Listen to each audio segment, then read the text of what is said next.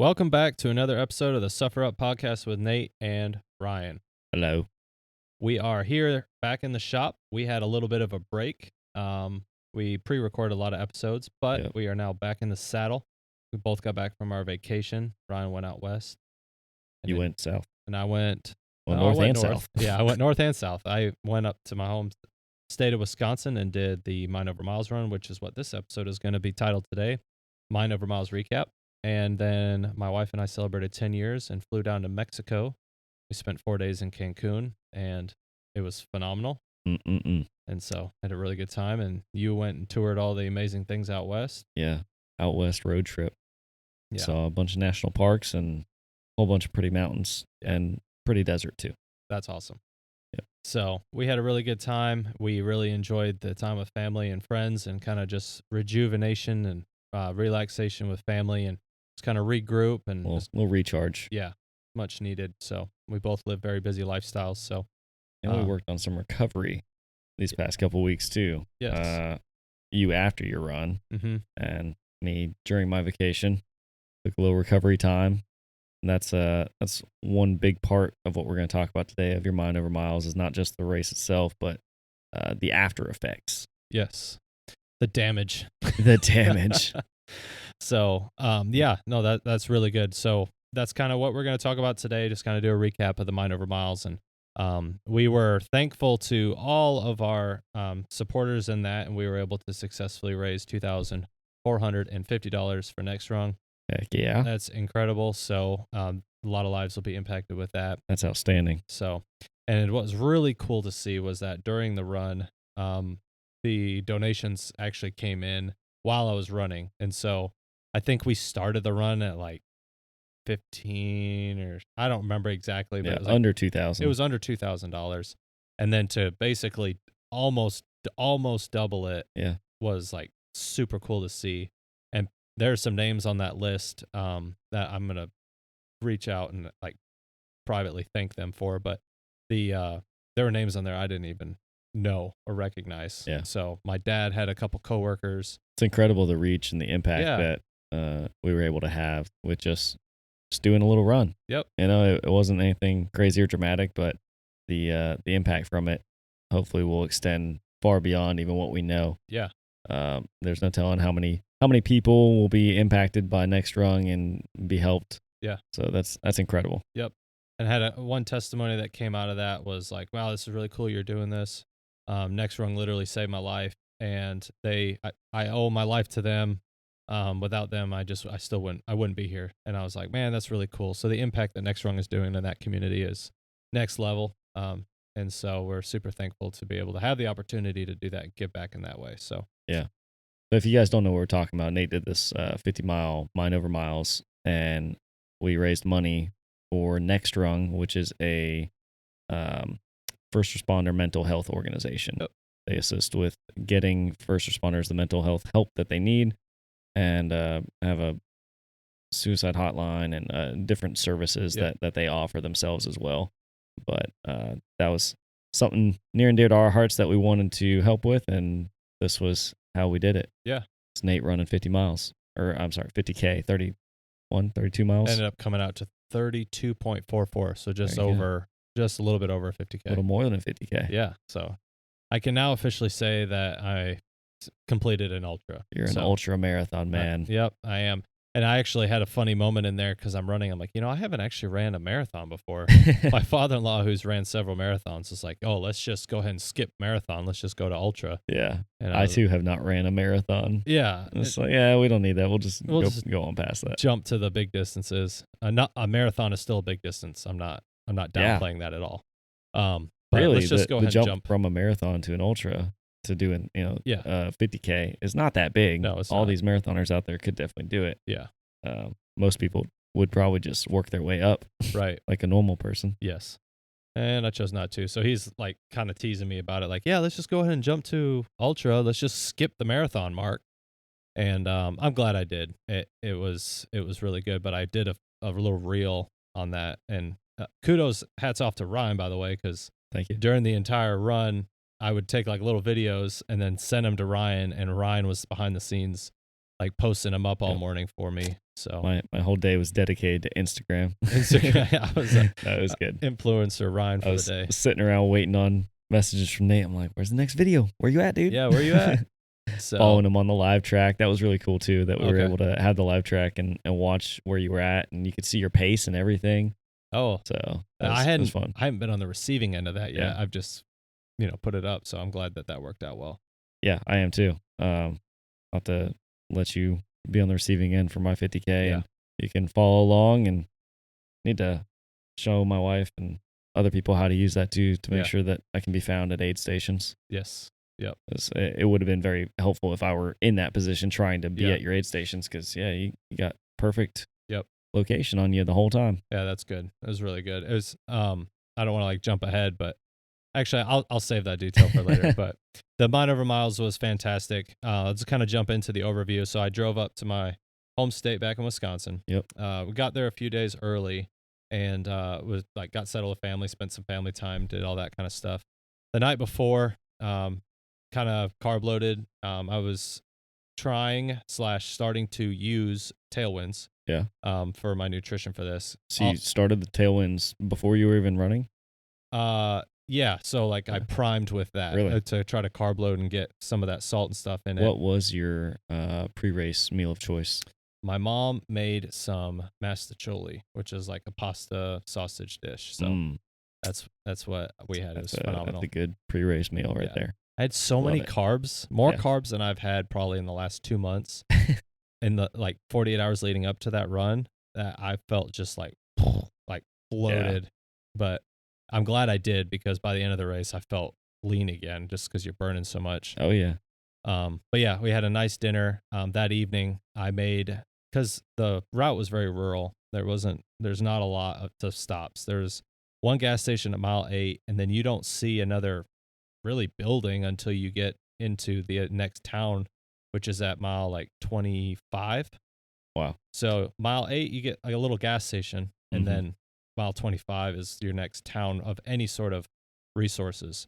Yeah. So I'm like, okay, I need to split that distance a little bit. So what I did was I put up a little cache, a old whey protein powder bottle with some Tailwinds, some Big Bars. I was also using those Huma gels. Yeah. Love those things.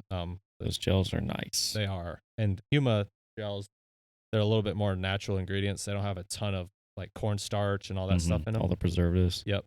Yeah, some of those gels are really probably not very good for you. No. Like I don't want to hate on any of them, but Goo, I picked up one of those the other day in a store and looked at the back, and I was like, this has a lot of stuff in it that ain't gonna kill you today, but probably not great for you long term. Right. And running is not the only thing that we do.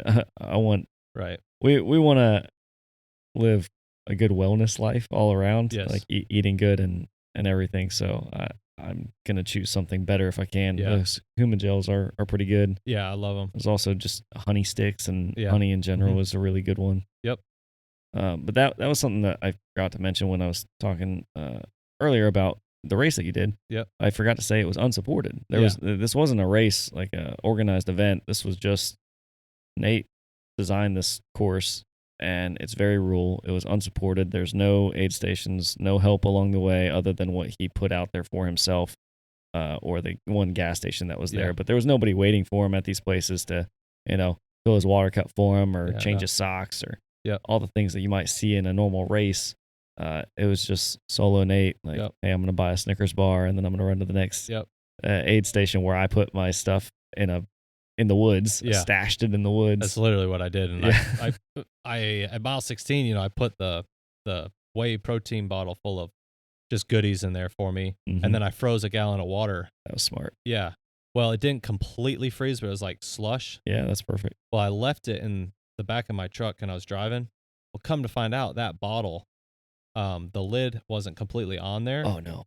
And it spilled all over my truck. So it was all over. So I had like half a gallon of water. So you didn't have all the water you thought? No. So I didn't have, my cache wasn't a full gallon of water. So that was the start of your disaster of aid. Yes. We'll call it, because you had more faulty aid related Yep. things as the run went on, right? Yes. Yeah, we'll get to that. So I put my stuff out, got it all situated, tucked it back in the woods, along the trail at mile 16, and then went home, got a good night's sleep. I was up by 4:30.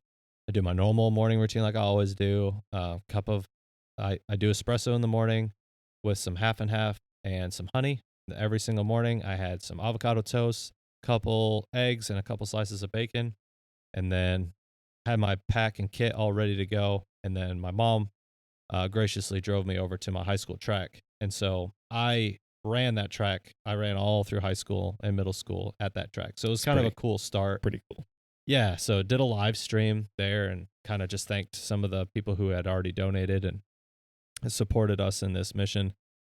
And then, yeah, so got all that situated, got a couple pictures, and a couple guys kind of caught the like joke that I kind of indirectly did with like the plaid shirt and the bandana of like Forrest Gump. Yeah. I'm like, oh man, I should have got like a red hat or something. It's like Yeah. a joke, but One of the hat with or the shirt with a smiley face on it. yeah, something like it would have been maybe at a later time we'll do something like that. But yeah, and then I just looked at my mom and I was like, well, I guess I'll see you at the finish.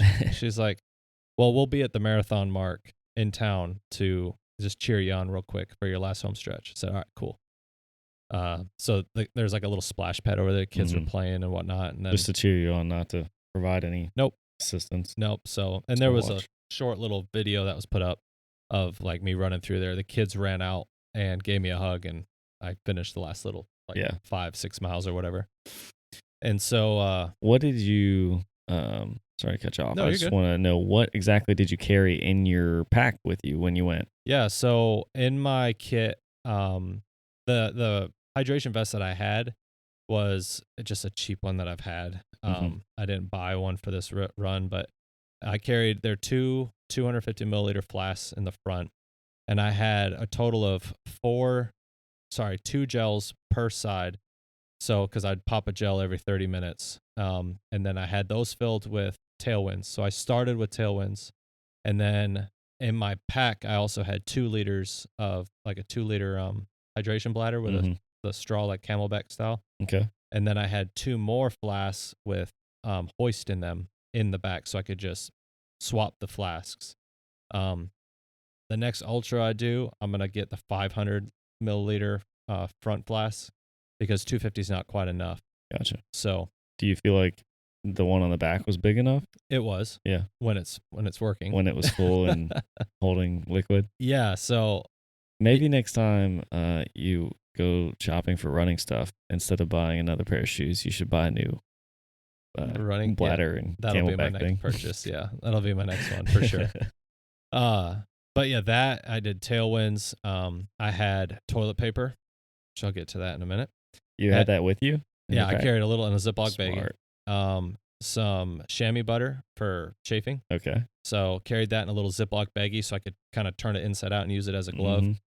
And then I had a couple small pieces of tape in case I were to develop a blister. Smart. And then a couple Band-Aids, my charging block, just in case my watch or phone died. Just a small, lightweight charging block. Oh, like a battery bank? Yep. Gotcha. Yep. A little battery bank. And then my water, I carried a bandana and an extra pair of Sofsocs. Nice. And Sofsocs is a sponsor of the channel here, and we love them. So I ran this entire run in my Sofsocs, completely blister-free, no issues whatsoever.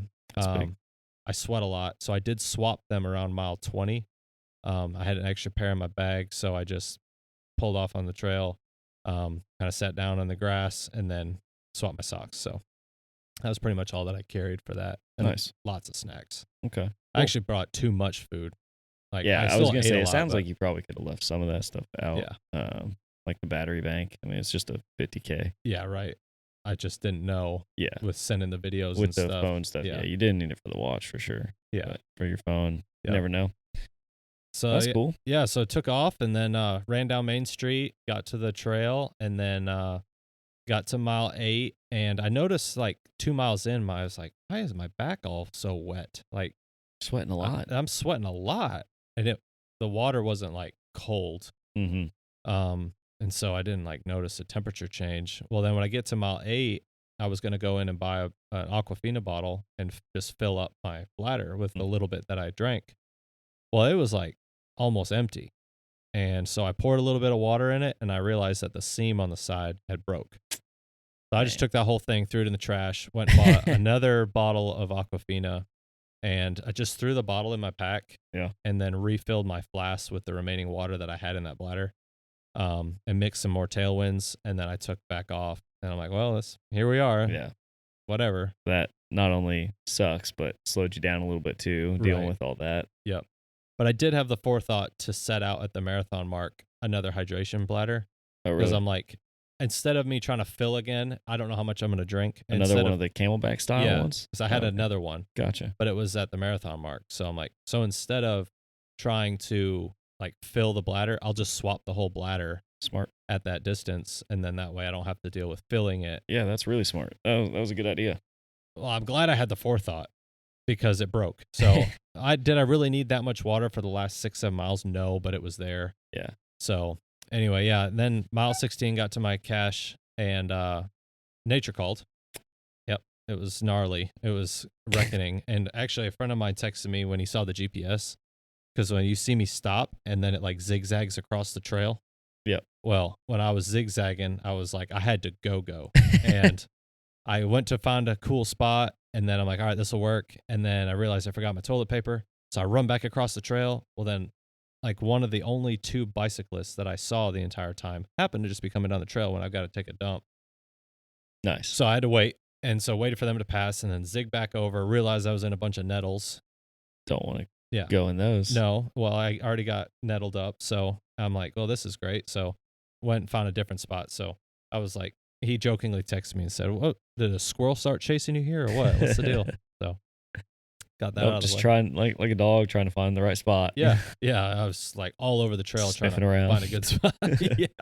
Sniffing around trying to find a good spot. So. Oh man.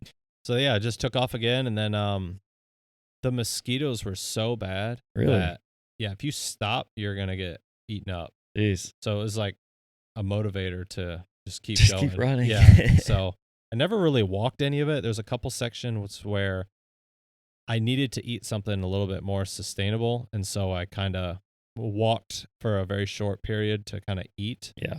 It's hard to run and eat or even drink sometimes. Mm-hmm. Yeah, it's definitely a trainable skill, but it is tough. So so I kind of walked through that part, and then came into town, saw my family, and the kids ran and gave me a big hug or whatever at that mark, which was really cool. And then kind of kept going. I was good morale booster. It was, yeah. And they want to be a part of it too, and I want my kids to see that kind of stuff, like absolutely, Dad's running this distance. So I'm really glad that they were there for that, because I'm kind of like coming out of the woods, being alone for like 4 hours without not really seeing, other than those 2 bicyclists. I didn't see anybody. Yeah. Just kind of alone on the trail. I got a couple phone calls from people during that time. A guy that I haven't officially met yet, but he is a mutual friend through another friend.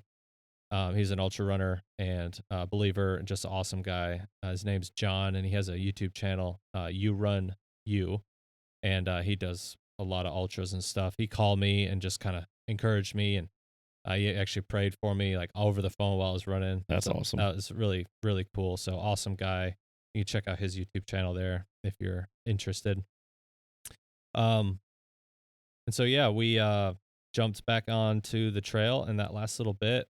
Some of the lessons that I learned or gained from it, because you're naturally going to always have a lesson. The first one that kind of came through to me was just contentment, because at that time of my life, while I was up there, like growing up there and everything, like your hometown, you're like, I can't wait to leave. I want to go see. There's nothing here. Like, there's just nothing feel like to you need do. to escape. Yeah. Yep. And so that's kind of how I felt. And when I wanted to escape like that, that's all that I thought about. And so I wasn't content. I didn't want to like enjoy where I was at. So I leave, and then I come back and I do this run, and I'm running on a trail that I used to kind of run and ride on, but I never appreciated it when I was there. Yeah. And I'm like, I was never content with what I had. Like, you just took it for granted. Yeah, I took it for granted. And so just in life, we can oftentimes be thinking about the next thing, the next house, the next car, the next job, like all this stuff. But just wasn't content. So the word contentment was like a key word during this run. Like, man, this is absolutely gorgeous. The weather's great. There's hardly any people. It's just peace and quiet. So I really enjoyed that part of it. Um, and then like the second kind of lesson that I learned was just patience. So, you know, most of my training runs were anywhere from like 10 to maybe 15 miles Mm-hmm. at most. And so like you can run those at a fairly good clip. And now I'm chewing off a 50K, Yeah. and I wasn't patient the first bit of the race or the Yeah. run, you Well, know. patience with your pace, but also with the just duration of time that you're out there. Yeah. Like you said, a 15 miler, what that's going to take you a couple hours. Yep. And now you're talking about running for 6 hours. Yep. It's not so much the physical attribute of running for 6 hours as it is just it's mentally taxing. You're out Yeah. there alone. And that factor too, like you're not running a race with other people around you for 6 hours. You're just doing it by yourself. Mm-hmm. That is draining Yeah. mentally Yep. if you don't find a way to engage with yourself or nature or do something else Oh, yeah. during that time. Mm-hmm. You'll just go nuts. Yeah. And I actually caught myself a couple times because you kind of almost get numb to the miles. You're just kind of running, and you kind of forget about the distance, and you're just one foot in front of the other. I started kind of like singing to myself a lot. I'm like, just some of them are hymns, some of them are old country songs, and I'm just kind of singing along. Just almost, I have a tendency to talk a lot. And so when you don't have anybody to talk to, it's like, well, I guess I'll just sing or something. And so it was just a really refreshing time and something that I didn't think I would enjoy quite as much as I did.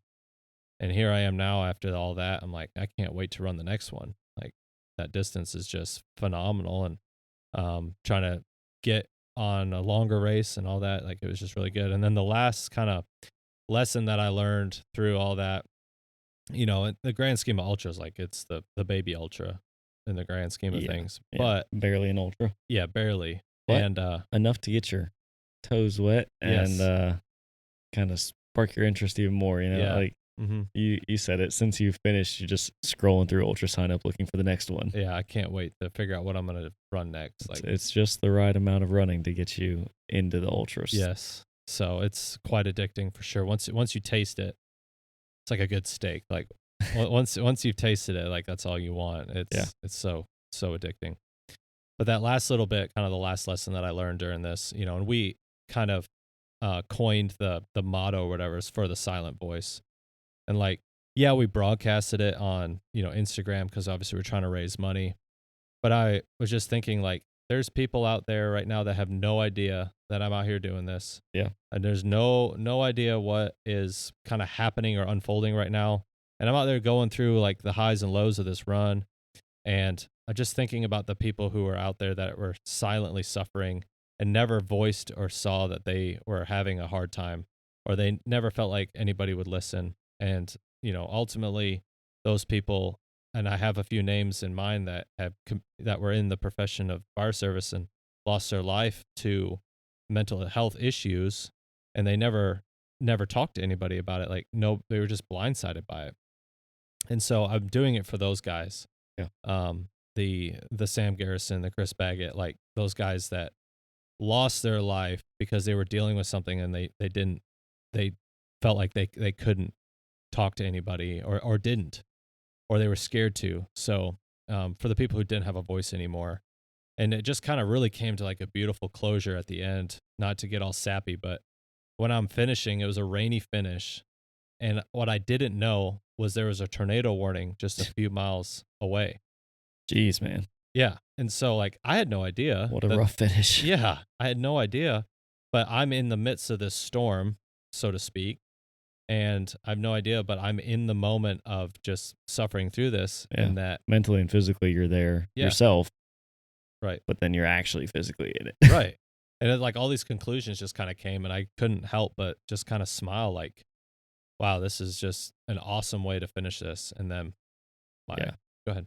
I think there's so much divine reason in that ending there too. Yeah. Just that you did this whole run solo on your own, unsupported, and to finish it without a big finish line and a grand celebration and not a big crowd of people cheering for you. That it's just a good reminder that the finish line isn't always this glorious, amazing thing. Sometimes the finish line is just as ugly as the race was. Yep. And you're just coming through it, finishing, and that's it. Yep. It's not a grand, beautiful thing where you're gonna get a medal. No. Yeah, it was my mom in a pickup truck with the window just barely cracked because it was raining. It's pouring. Yeah. And she said, we did like a little closing video, which was put up on Instagram. And then I said, she's like, "You good?" I said, "Yep." "So you ready to go home?" I said, "Yep." I got in the truck and she said, "Good job, Nate. I'm really proud of you." I said, "Thanks, Mom." And that was it. Like a 30-minute car ride home. We didn't really talk. I didn't really feel like talking. I was still just kind of reflecting on everything. And it felt really good to do that and feel the support from people that understand the mission. You know what I'm saying? Like, "Wow, you ran 32 miles." Like, it doesn't matter how far I ran. It was the fact of like people understood the why, and that was the whole point behind this. Yep. And people felt it. It wasn't about the distance. Right. It wasn't like, "Hey man, what was your fastest split or what was your slowest split?" No. We can look back at that stuff and kind of critique it later and learn some running stuff from that, but that wasn't the mission of it. Right. And I think that is really cool. Yeah. So I was super just honored to be able to do it. It was great. I couldn't have done it without the support of Ryan and stuff with Suffer Up and publicizing it and being able to like just focus on the run. I just would take videos, send it to him. And funny on that, my mom was driving to Monroe to get to the splash pad with the kids. And she just happened, she's like, "Oh, the trail crosses right here." So she happened to look on the GPS and saw like, "Oh, he's about to cross," and was taking a video when I crossed. And it just happened to be when I was taking a video of myself. Looked like a complete goober running on the trail. Like, and Ryan put up a funny reel about that. Holding the phone while he's running, talking to himself. You're like, "Look at this idiot." Yeah, such a goober. I'm like, "Oh, that looks so bad." Social media influencer. Yeah. Oh, this is me. So no, that was cool. It was a good time. So good behind the scene. Yeah, it was. It was a good behind the scenes action there. Way to go, Mom, for catching that. Yeah, of course, leave it to a mom to catch an embarrassing moment on camera. No, not a mom. No, never. So, but yeah, so after that, I just went home and then the rehab started. Yeah. So, how'd you feel at the end of this run? I mean, like head to toe and insides, did you feel like your heart was beating out and your lungs, how'd you feel? Yeah. So head was clear, like super clear. It wasn't foggy. I was very good about making sure I ate the right food and stuff. Good. And so there's a couple things I got to change for the next one. But as a whole, felt pretty good. My lungs and heart rate came down quickly. I think like 30 minutes after the run, my heart rate was down to like 80. Yeah. Which is still high for me ish at rest. But you finished a 50K. Yeah, you're below. That's great. You're below 100. So, yeah, heart, lungs felt great. Yeah, you seemed like you were talking just fine in all the videos that you sent. It didn't seem like you were too out of breath. Like my max was like 170 for a short period, but my average was like 140 over the whole thing. So great. My heart rate was right where it needed to be. Pace was fine. But as far as my body's concerned, like my head was clear. I could think clearly. I was kind of quiet after the run. And your stomach with all the food that you ate? I had just a slight bit of bubble gut. And it was when I tried to eat a peanut butter and honey sandwich. It was almost too heavy.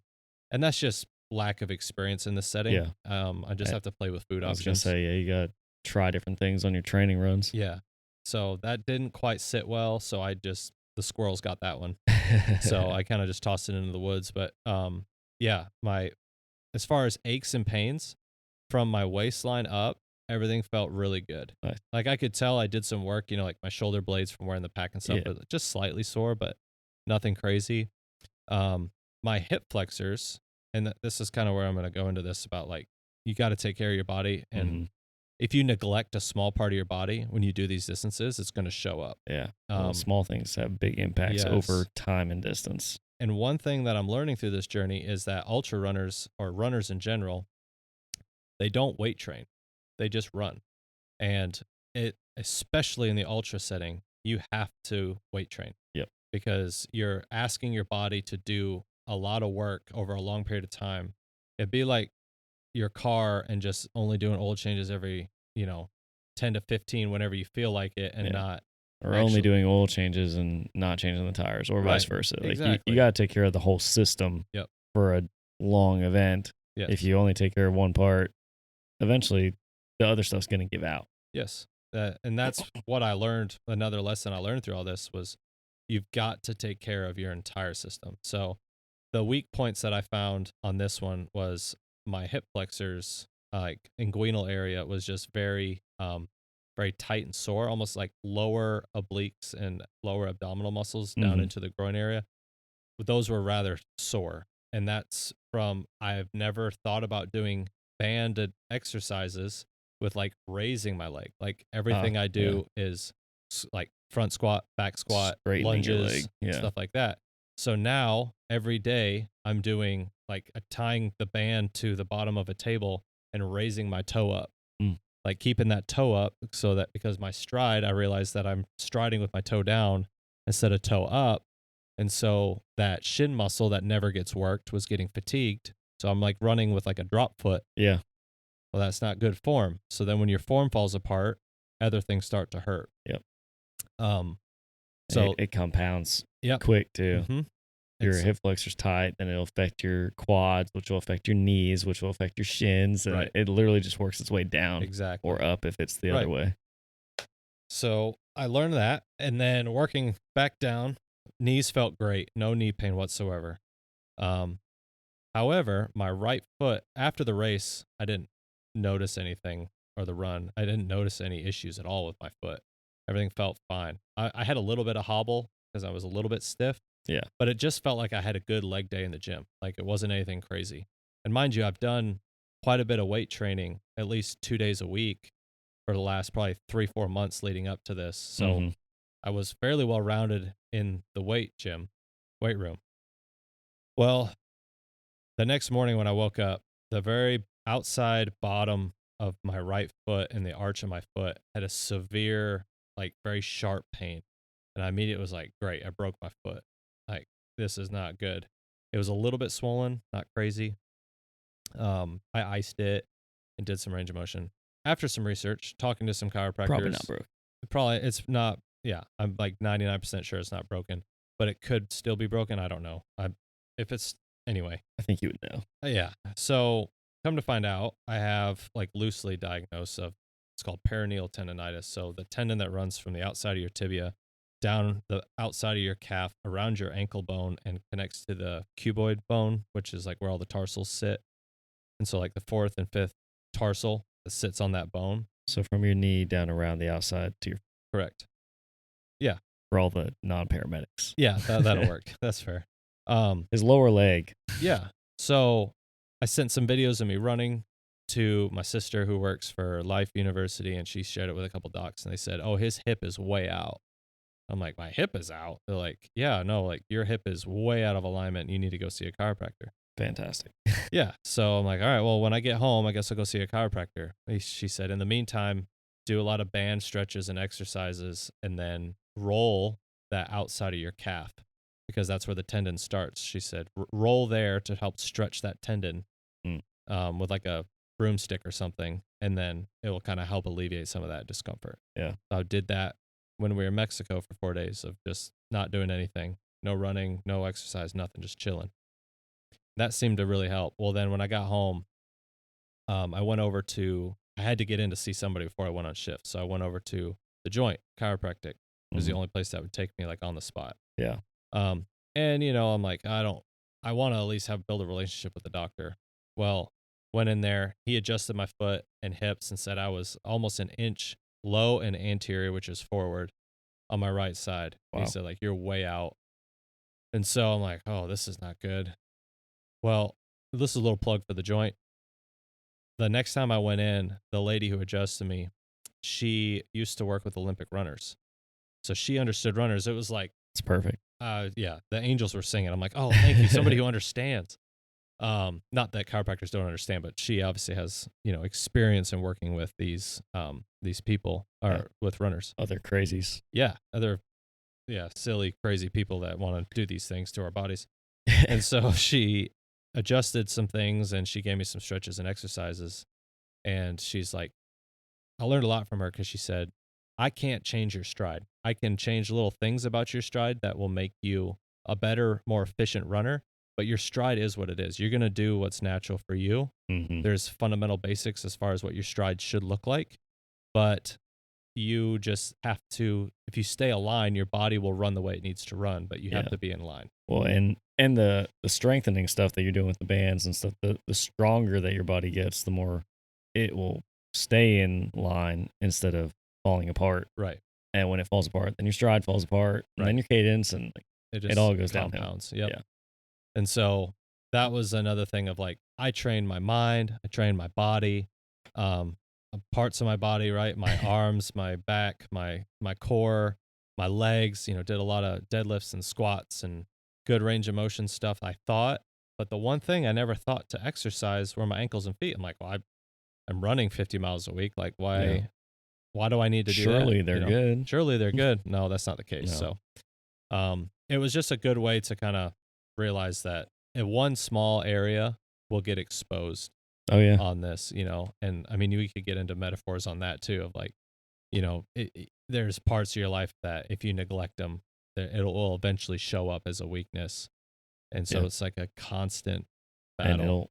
And it'll overflow into other parts. Yeah. It's all connected. Yep, it is. And so that was probably the biggest lesson there, and it's been a grind. I did it on the 16th. We're recording this episode on Monday the 11th, so it's been almost a month. And I ran 10 miles last week. Did a 10-mile progressive run. That was the first run I did, and no pain, none. So it took like a month to get back to quasi normal. And did you run that 10 miles maybe a little too hard? I did. Yeah, but I mean, it felt good. So I was like, well, I can just keep going until. But now your foot's acting up again, or is it a little bit? So I did the 10-mile run, and it felt great. Yeah. And then I went and did another speed workout. And then I felt a pop, and like I think a bone is just shifting, and I'm trying to build that strength back. The 10 mile was probably good. Maybe the speed workout after that came a little too soon or something. Yeah, I think so. Yeah. So, but I just ease back into it. Right? And that was another thing of like, I just tried really hard I'm only going to run 3 miles. I'm just going to do 3. If I have to walk a little bit of it, I'll walk a little bit of it, but I'm going to hit 3 miles every day this week. Yeah. On the first week back in my shoes. And I was able to do that with like 1 or 2 rest days. And then I'm like, okay, the next week I'll try to I might get a 6-mile run in. Maybe. We'll see how my foot feels. And then I was successful with that. I'm like, okay, still a little bit of pain, but I'm still resting it compared to the volume that I was doing. Yeah. But I'm like, I got to keep going somehow.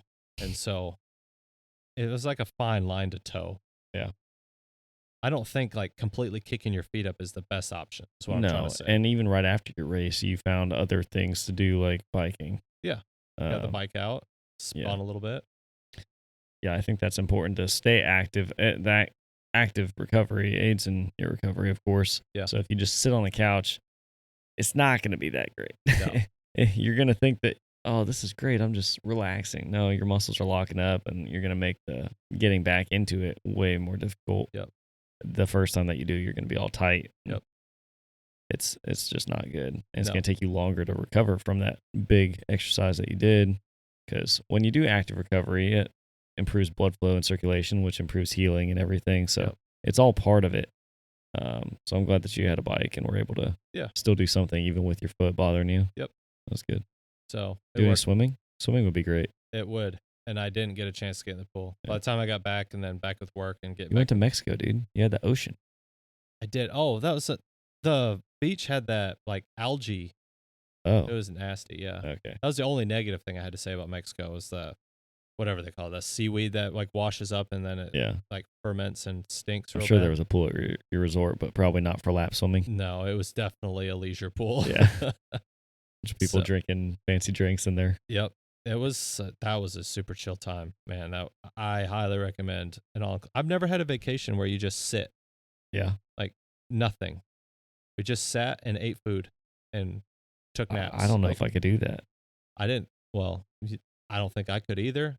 But when you're forced to do it, it was It's not so so bad. good. Yeah. Yeah, it was so good, man. I mean, the wait staff were phenomenal. They were coming around about every 45 minutes asking if you need anything. Wow. And you could jump in the pool, take a nap on the poolside, and get on the lazy river and just float, go back to the room, take a nap. You could eat as much as you want. There's always food options. Lauren wanted chips and guacamole at one point, so we just asked him for chips and guac, and he brought it to us, and They just have like anything that you want. pretty much, That's awesome. yeah. I It was great. we had like two opposite vacations. Yeah, yours was grind, grind, grind. Yeah. Well, yours started off that way, I guess, with the run. But Yeah. then your actual vacation was straight leisure, and mine was hammer down, man. Yeah, We drove across the country and yeah, saw everything we could and all the time that we had. yeah, and with very few hiccups. Sound like you had a little Yeah. nail in your tire and Yep. One the screw in the beginning? tire on the very first day, got that patched, and we were good to go. good to go. Did you see how many miles total you drove? I forgot to look when we got home, but I looked shortly before we were home yesterday, and it was like 6,000 and something. Wow, It was a lot. I think it's gonna be like somewhere around 6,500. wow, that's a lot of driving. Yeah, I did an oil change the day before we left, and I'm probably gonna have to do another one the end of this week. Yeah. After my wife drives to work and back Yeah. a few times. Yeah, Yeah, it was a lot, but really it wasn't bad. yeah. Um, Got to see a lot of really good national park. yeah, you did your endurance event. I basically did mine. Just driving. Yeah. Well, I mean, sitting down like in a car for that long, Yeah, that's tough. It's not easy. that goes. Yeah. I don't like to sit still, but that was the nice thing about the drive out there was that we were seeing so many things. So Yeah. it was like you were sitting, but it was in anticipation for the next thing that you were going to get to and get to see. So So good. it just made it all worth it. Yep. Drive home sucks as it always does. Right. You never want to come back from vacation. I heard that. Now we're back to the grind of back to school, and Yeah, first day of school day, dude. yep. I dropped my daughter off this morning in first grade. So, Yeah. kind of bittersweet. I got 11 more years. I do. You've got 3 Less. kids, but you have less. Yeah, less for the first one, but Yeah. it's wild, man. Time flies, that's for does. sure. All the old people will tell you, oh, enjoy it. Yeah. It flies by. It does. They are not kidding. Yep. It goes by so fast. So we'll leave you with that. Spend time with your family. Really enjoy the time that you've been given and do something with that time. And, we here at Suffer Up try to live a purposeful life through spirit, mind, and body. But do the things that are going to set an example for your kids. Do the hard things, do the challenging things, and always strive for something bigger and greater, and just keep, as Cameron Haynes would say, keep hammering. During his this trip, I listened to both of his books on Audible. Oh, really? Phenomenal books. So I absolutely, highly, highly recommend those books if you're looking for just a book to really just motivate you to achieve your top you. Nate's So. a Cameron Haynes fanboy now. He's even got his shoes. Oh yeah, yeah. Well, I needed a new shoe too with I everything needed going a on. new shoe. You need a new water bladder is what you need. Yeah, I needed one of those.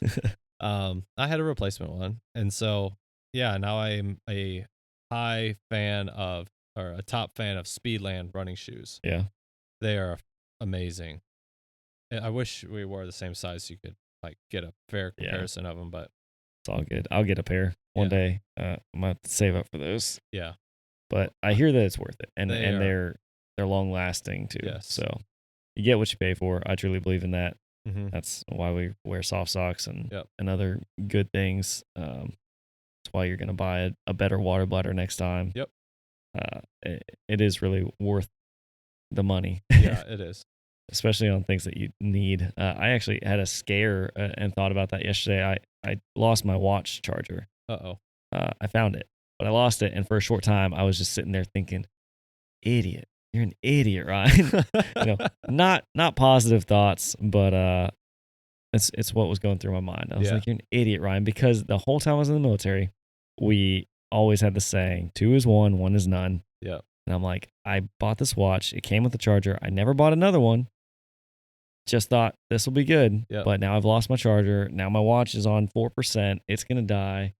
And, it's not the end of the world. It's just a watch. But I was like, now I'm going to have to order a new charger, wait for it to get here. Yep. And I was like, I should have just preemptively ordered a second charger. Yeah. Well, thankfully I found my watch charger. But that's good. in my cart in Amazon right now is a watch charger. Oh, yeah. Because I'm not going to do this again. No. 2 is 1, 1 is none. 1 is none.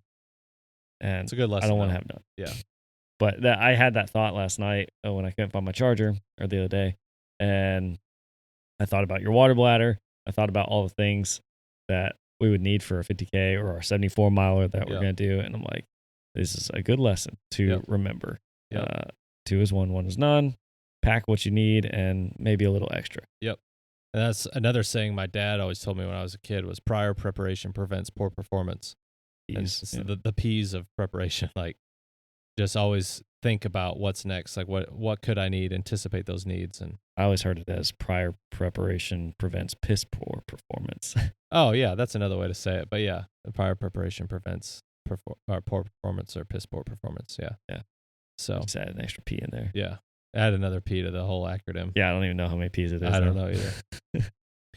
Anyways. No, that's all good. But yeah, we're excited to be back to the grind, back to chasing the goals and figuring out Suffer Up and what we're gonna do and try to hopefully get a race organized at some point. Working on venues, trying to figure out how we're gonna navigate that. So yeah.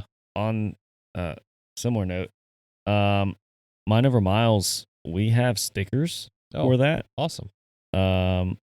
You can purchase them on, it's called Sticker Mule is the website, and we have a store on Sticker Mule. You can purchase those stickers as well as a few other options that we've got up on the page. We'll post it. I don't think it's up yet. Well, it will be by the time this comes out. The link will be in our link tree, and you guys can go there and get you some stickers and maybe some other stuff too. We're trying to get some merch out there to further fund what we're doing because the Mind Over Miles thing, we took $0 from that. What we're doing, we're not taking any money from. So trying to raise some funds to put out better content for you guys and do more cool things like the race that Nate's talking about. All that kind of stuff is going to take money up front. So if you guys like what we're doing and want to support us and want to see this continue to grow and reach more people, consider supporting us by buying some merch. Yeah, no, that's great. Ryan kind of spearheaded that, so thanks for putting that together. So that's awesome. Sticker Mule, and again, check our link tree. Yeah, that'll be up once that shop is live. We'll put it up on our link tree. So it'll be live by the time this podcast comes out. Awesome. So cool. It'll be on the link tree. Heck yeah! Thanks again, guys, for tuning in to another episode of the Suffer Up Podcast with Nate and Ryan. Stay tuned for more awesome stuff. We love you guys. Love you guys. As always, Adios. Suffer up.